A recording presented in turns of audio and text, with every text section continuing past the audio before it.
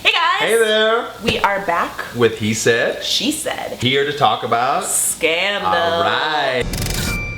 So we are on season 2, episode 11. A thief, a whore, and a liar. Woo! Call you out your name. So this episode was really centered around the president and his bounce back. Fitzgerald Grant is back. Yes. And in the Oval. Morning, everyone. Sorry I'm late. At first he's doing a good job, and then he blanks on a name. He has like a brain fart basically, and he just can't. He's like struggling, and everyone's looking at him, and it's just like really awkward, intense, and you can tell he's trying so hard. And then that nasty Sally Langston goes. Kinyazi.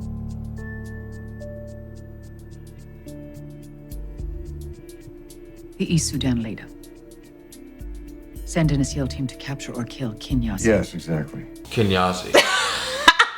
Kinyazi. That was a really good Sally Langston. Because it was so blank. Kinyazi. Kinyazi. Something else about this episode, and you know this is important to the president's story, is there's a lot of flashbacks. Mm-hmm. So we see him going to deliver this press conference, but we also see flashbacks of him doing like one of his really big debates when he was really running good for editing between and really great writing to really just show that like they're talking about very different things, but they really seamed it together. But it's the essence of it is the same. Who are you as a president, and you know what do you stand for? Can you do this? Are you the person that's ready to lead? So another really big plot point this episode is we saw what happened to get Fitz into the White House. Yes, all of that voting scandal stuff. We learned about the voting scandal. Election rigging is not an option. I'm talking about doing a patriotic thing. You're not serious. I may be a sumbitch, but Fitz is clean as a whistle. Am I right, Cyrus? He's the real deal. Everybody was in on it. The plotting happened. And Olivia wasn't at the beginning. And it was a hard decision for her. She did a cry face. Oh, God. And she had a breakdown. It's a finite number of people in the belly, that's all I'm saying. Working as hard as we can work. I know that. So we tell them they just gotta be on the phone. Yes. Yes. So you're In. I mean, I knew it was inevitable, but I really hate that she agreed to do that. Yeah, I didn't like the way that she did it. Again, because this has always been my argument. Our argument, I will say. Olivia's this hard-nosed, hard-ass character, and then all of a sudden, at the drop of a hat, she will be a muffin. It didn't really seem, it seemed way out of character for her, especially because everybody else had agendas. They were like, I want to be, you know, the First Lady. I want to be a Supreme Court Justice. I want to be a Chief of Staff, you know, and then like, well, what does Olivia want? And like, they kept asking her, what do you want, Olivia? I didn't really feel like she knew, and I was like, what is she getting at? But it's amazing to me that all of there are like 3 of these round tables that happen. All of this stuff happens right under Fitz's nose. And I don't know. Oh yeah, they're so like in the back of the plane, and Fitz is like 2 seats away. It makes, I get it, like they're his team strategizing and like all that stuff, but it didn't make any sense to me. I'm like, he would obviously come in and be like, hey, what's going on? It's a small plane. Yeah, it's well, not a big plane. And like, I just think when they're having these round tables, like what is going on that Fitz doesn't realize his entire team is missing? His wife, his chief of staff, Olivia, all these people are nowhere to be found, and he's like, oh, I'm just gonna read my notes, don't worry about it, guys. You know, like, what are you talking about? We learned about Fitz's relationship with his dad. Yes, his dad, who was a former senator, who won a bunch of senatorial seats. But he didn't run for president because he had a scandal of his own. There was a scandal on scandal. What did he like slept with his secretary? With a prostitute. With a prostitute. Yeah, and he got caught with that. I thought it was really cute how Fitz went off on his dad about sleeping with a prostitute.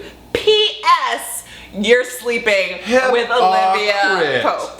Hypocrite. Like, just shut up. Absolutely. That made me so mad. That was really, really bad and stupid. It was also really bad when his dad was like, I'm a winner and you're a loser.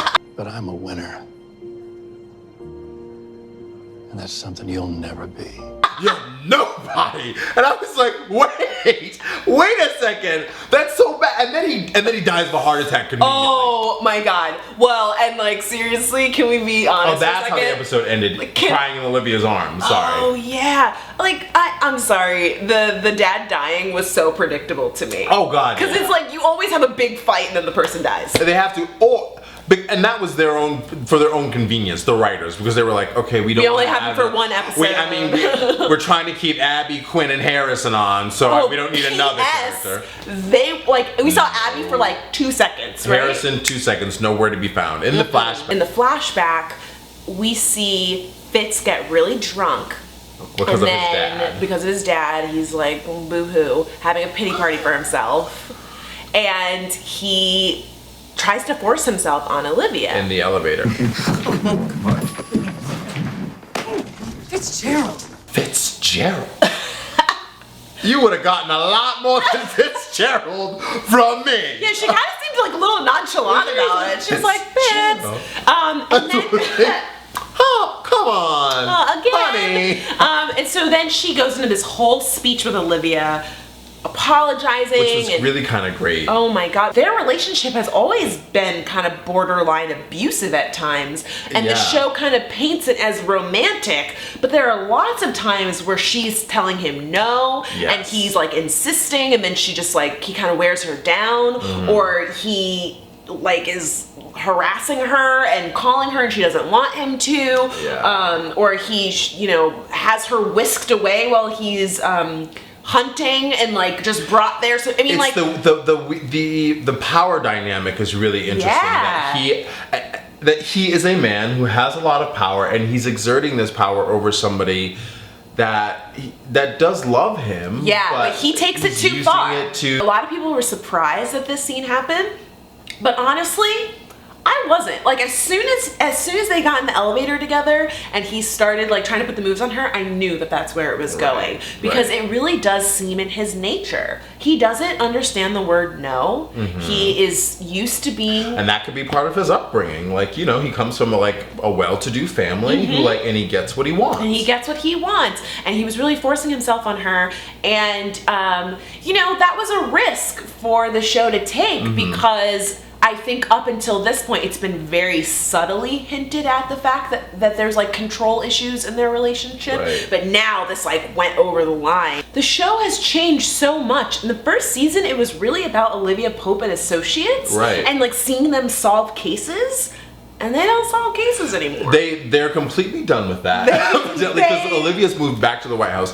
What happened was they really realized where the important part of the show was. So this is my question. Olivia's at the White House taking care of business. What is the rest of the people Olivia Pope and associates doing? They're on vacay. Not making a dime. What are they doing? Well, they're absolutely. And the actors are pissed. The actors are sitting at home like, well, okay, I thought I was on Scandal, but evidently I'm on a short hiatus. Quinn, evidently, Shonda Rhimes watches our videos because Quinn was nowhere to be found. Yeah, well, and I creeped on Quinn's Twitter, and she's not going to be back for another 2 weeks. Oh, really? I know, I was so tempted to retweet it, but I was like, that's mean. I was like, ha ha!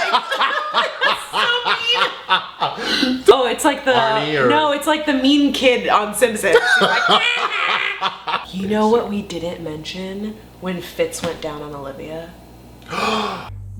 If I say yes, will you stop talking about the campaign for the next 20 minutes? Why? Why? Girl, because he is about to wax that.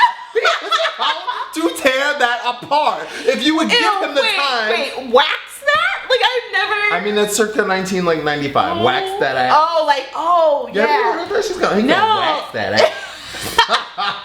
If you could have anything. I want a divorce. I want a divorce. Bam. Ba ba ba. I could not believe he said it. I could not believe it. Well, you know what? They're not getting divorced. They're not getting a divorce, but he hates her so much. I don't blame him. I don't blame him, especially after what, again, she put him in this position. She really did. He should not have been back in the White House after having frontal lobe damage. Well, and and shot in the head. And they couldn't predict that he was going to come back and be fine. Yeah. But you Again, he said, you are ornamental, you are not functional. You don't make these decisions She for me. really wants to be the president. She really does. She really does. And in Scandalous, she can be the president. Yeah. She can be President Millie Grant. In my Scandal fan fiction, they get divorced, Olivia and Fitz get together, and then she runs the White House. End of show. Millie is finally gonna have this baby. Oh, thank God. In the preview, though, of course, it's gonna be dramatic. She's in the hospital and she's yelling and screaming. Because they already have 2 kids and we've never seen them. We've never seen them. So she's gonna have a baby and then suddenly we're gonna see the baby and not the other 2 kids? So tell us in the comments if you know the names of the Phantom children.